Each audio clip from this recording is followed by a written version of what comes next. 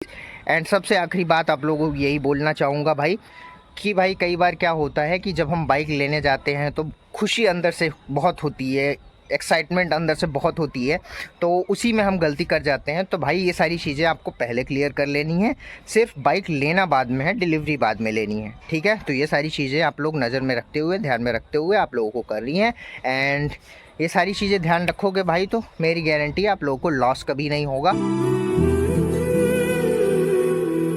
So hello दोस्तों, मेरा नाम है ऋषभ और आप सबका स्वागत है भाई आज के हमारे एक फिर से न्यू एंड फ्रेश व्लॉग में। तो भाई बिना टाइम वेस्ट करते हुए शुरू करते हैं अपने इस न्यू व्लॉग को, ठीक है। तो भाई सबसे पहले आप लोगों को एक बात बताता हूँ कि मैंने तीनों चीज़ों को अलग अलग पार्ट में डिवाइड कर रखा है, ठीक है। तो आप लोग समझने का ट्राई करना, तीनों चीज़ें अलग अलग हैं, अलग अलग पार्ट हैं। तो जिस पार्ट की भी जो चीज़ होगी मैं उस पार्ट में रख के आप लोगों को बताऊंगा, ठीक है। तो आते हैं सबसे पहले पार्ट 1 पे, ठीक है। वो ये है पेपर चेकिंग, ठीक है। अब पेपर चेकिंग में हमको कैसे करनी है चीज़ें, क्या करनी है, मैं आप लोगों को समझाता हूँ। काफ़ी सारे लोगों को आता होगा बट काफ़ी सारे लोगों को नहीं आता होगा, तो आराम से एक्सप्लेन में आप लोग समझना भाई, ठीक है। पेपर चेकिंग होता क्या है? पेपर चेकिंग में भाई 3 चीज़ें आती हैं। एक सबसे पहले और सबसे मेन जो होता है आरसी पेपर होता है हमारा, देन उसके बाद pollution paper and third is की इंश्योरेंस पेपर। तीनों चीज़ें होना कंपलसरी है। अब इसमें से एक को हटा भी सकते हैं, मान लीजिए कई बार होता है बाइक्स में पॉल्यूशन पेपर लोग इतना सीरियसली नहीं लेते हैं तो पॉल्यूशन पेपर नहीं होता है, बट 2 चीज़ें होना कंपलसरी है, पहला RC paper and second insurance paper. अब ठीक है, तो अब आरसी पेपर में और इंश्योरेंस पेपर में हमको ध्यान से देखना है।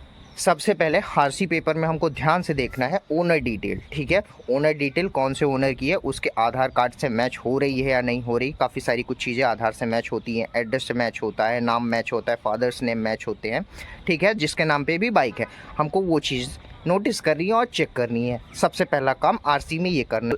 देन दूसरा काम हमको आरसी में ये करना है भाई कि उसमें लिखा होता है फर्स्ट ओनर है, सेकंड ओनर है, थर्ड ओनर है।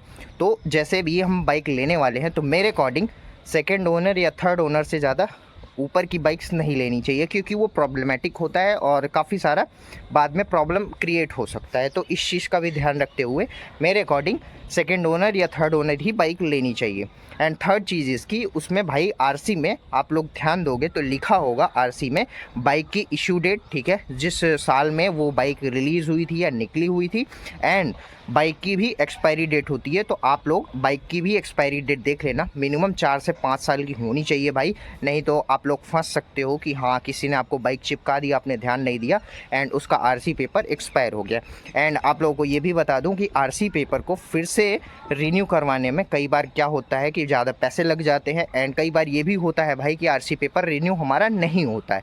तो ये सारी चीज़ें हमको आरसी पेपर में करनी है, ठीक है। एंड देन सेकंड आता है हमारा इंश्योरेंस पेपर। तो इंश्योरेंस पेपर जो है भाई वो भी ट्रांसफ़र होता है, बट ट्रांसफ़र होने वाली अलग चीज़ होती है। मैं ये बताऊंगा आप लोगों को कि क्या हमको इंश्योरेंस पेपर में ध्यान देना है।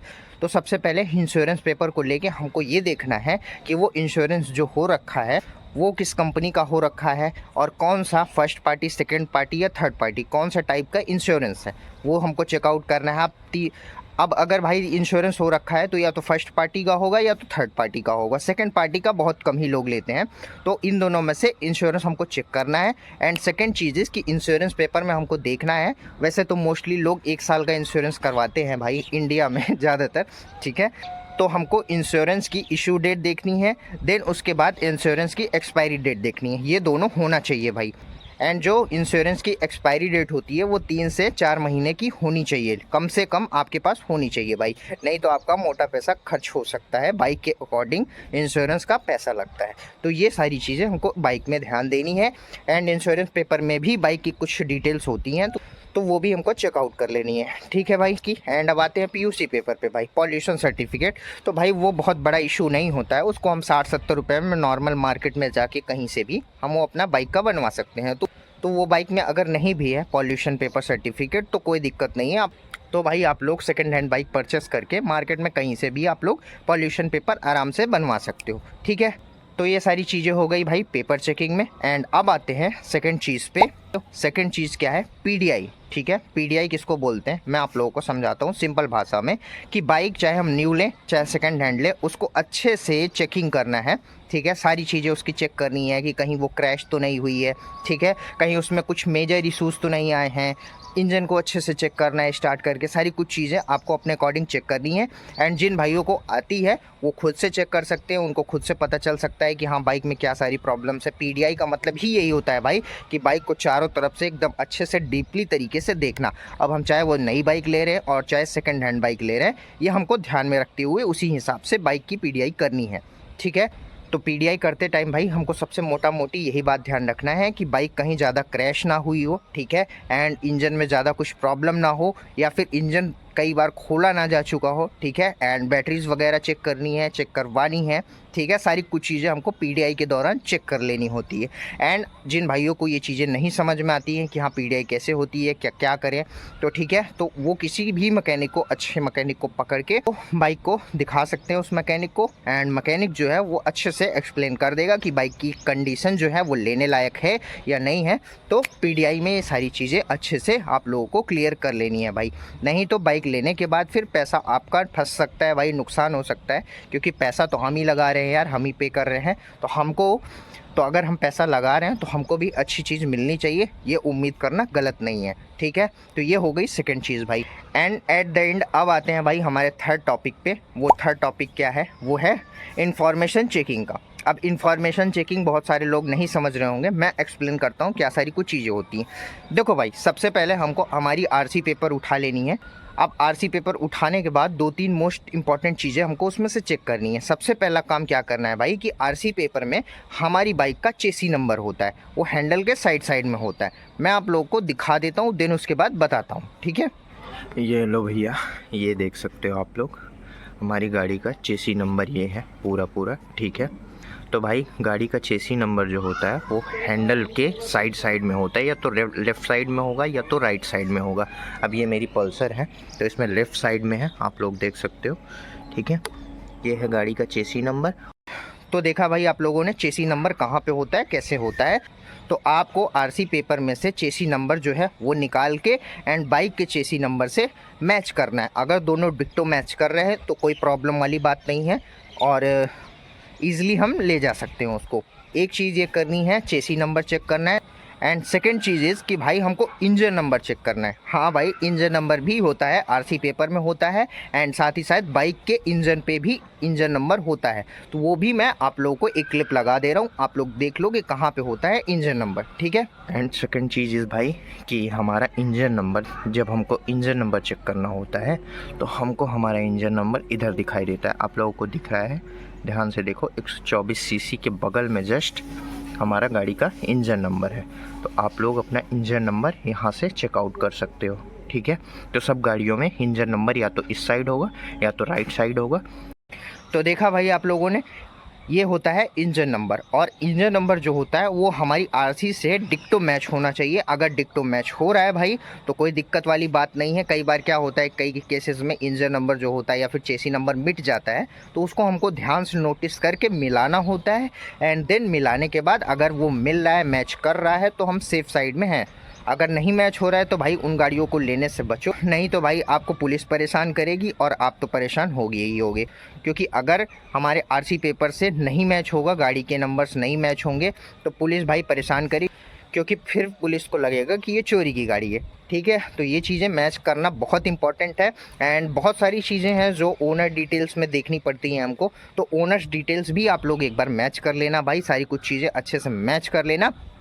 एंड थर्ड सबसे मोस्ट इंपॉर्टेंट चीज़ भाई कि जो सेकंड हैंड गाड़ी लेने से पहले लोग ध्यान नहीं देते हैं, अवॉइड करते हैं, तो मैं आप लोगों को वो बोनस टिप बताता हूँ कि भाई सेकेंड हैंड बाइक हम जब भी परचेस करते हैं तो भाई सेकेंड हैंड गाड़ी का मतलब ही यही होता है कि बाइक चली हुई है ऑलरेडी, ठीक है। तो चली हुई है बाइक, तो भाई कई बार जानने में या फिर ना जानने में भी हमारा चालान कटा हुआ होता है सेकेंड हैंड बाइक्स का, ठीक है।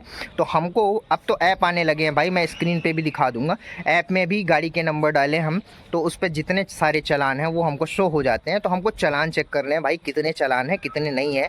चालान नहीं है तो बहुत अच्छी बात है, एंड अगर चालान है भाई तो आप जो ओनर है उसका, उसको बोलो कि भाई चालान क्लियर करके दो। अगर वो चालान क्लियर करके देता है बाइक तब तो ठीक है, अगर नहीं देता है तो जितना चालान है मोटा मोटी हम उसको ऐड कर लेंगे। तो उसको ऐड करने के बाद जितने पैसे में हम वो बाइक खरीद रहे हैं उतना ही पैसा उस बाइक के पैसे में माइनस कर देना है। मतलब कि अगर एक मोटा हिसाब समझे 10,000 रुपये की बाइक है एंड 3,000 का चालान है गाड़ी के ऊपर, तो भाई 7,000 रुपये में ही उससे बात करनी है। 3,000 रुपये आपको भी चालान भरना पड़ेगा।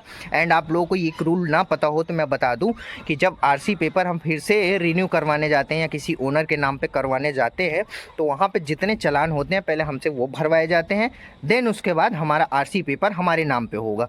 तो ये सारी चीज़ें बाद में प्रॉब्लम ना करें, इसीलिए आप लोगों को पहले से बता रहा हूँ कि इन चीज़ों का आप लोग भी ध्यान रखना, कहीं फंस ना जाना भाई, ठीक है। क्योंकि भाई फिर वही बात, पैसा आप लोगों का है एंड पैसा जो है बड़ी मेहनत से आता है। तो अगर आप लोग पैसा पे कर रहे हो तो अच्छी चीज़ों का भी अधिकार है आप लोगों को, ठीक है। तो ये सारी कुछ चीज़ें हैं भाई जो एक सेकेंड हैंड बाइक लेने से पहले हमेशा हमारे दिमाग में होनी चाहिए, ध्यान रखना चाहिए इन सारी चीज़ों का, ठीक है।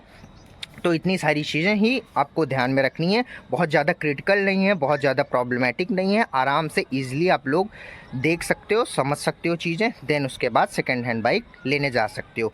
एक चीज़ एंड सबसे आखिरी बात आप लोगों को यही बोलना चाहूँगा भाई कि भाई कई बार क्या होता है कि जब हम बाइक लेने जाते हैं तो खुशी अंदर से बहुत होती है, एक्साइटमेंट अंदर से बहुत होती है, तो उसी में हम गलती कर जाते हैं। तो भाई ये सारी चीज़ें आपको पहले क्लियर कर लेनी है, सिर्फ बाइक लेना बाद में है, डिलीवरी बाद में लेनी है, ठीक है। तो ये सारी चीज़ें आप लोग नज़र में रखते हुए, ध्यान में रखते हुए आप लोगों को करनी है। एंड ये सारी चीज़ें ध्यान रखोगे भाई तो मेरी गारंटी है आप लोगों को लॉस कभी नहीं होगा। अब ये चीज़ें मैं आप लोगों को इसीलिए बता रहा हूँ भाई क्योंकि मैं एक बार फंस चुका हूँ, मैं झेल चुका हूँ ये चीज़ें, तो मैंने सोचा कि इस टॉपिक पे आप लोगों से बात की जाए, आप लोगों को बताया जाए, ठीक है। तो ये सारी कुछ चीज़ें थी। तो भाई ये था आज का हमारा कुछ व्लॉग, ठीक है। एंड आप लोग कमेंट सेक्शन में बताना कि इससे आप लोगों को कुछ सहायता मिली या नहीं मिली, कुछ हेल्प मिली या नहीं मिली। एंड भाई एक ही बात मैं हमेशा से बोलता हूँ कि अगर आप लोग पैसा खर्च कर रहे हो तो अच्छी चीज़ों का भी अधिकार है आप लोगों को, ठीक है। तो ये सारी कुछ चीज़ें थी। एंड हमेशा की तरह भाई आप लोगों को ये व्लॉग अगर पसंद आया हो तो प्लीज़ भाई व्लॉग को एक लाइक करना, चैनल को सब्सक्राइब करना एंड आप लोगों का मन हो तो एक प्यारा सा कमेंट भी ज़रूर करके बताना भाई कि आप लोगों को इससे कुछ सहायता मिली या नहीं मिली, ठीक है। आप लोग कमेंट करते हो तो अच्छा लगता है। एंड आप लोगों को बाइक से रिलेटेड कोई प्रॉब्लम हो या फिर कोई भी किसी भी टाइप की प्रॉब्लम हो तो आप लोग कमेंट सेक्शन में बता सकते हो। अगर वो टॉपिक मेरे को लगा हाँ इस प्रॉब्लम में कुछ अच्छा बताने लायक है या फिर कुछ अच्छा दिखाने लायक है तो मैं आप लोगों को वो ज़रूर दिखाऊंगा और ज़रूर बताऊंगा, ठीक है। तो ये सारी कुछ चीज़ें हैं एंड आज का व्लॉग इसी पे ख़त्म करते हैं भाई। मिलते हैं किसी नेक्स्ट व्लॉग में, तब तक के लिए tata bye bye, see you and ध्यान रखना भाई आप लोग अपना।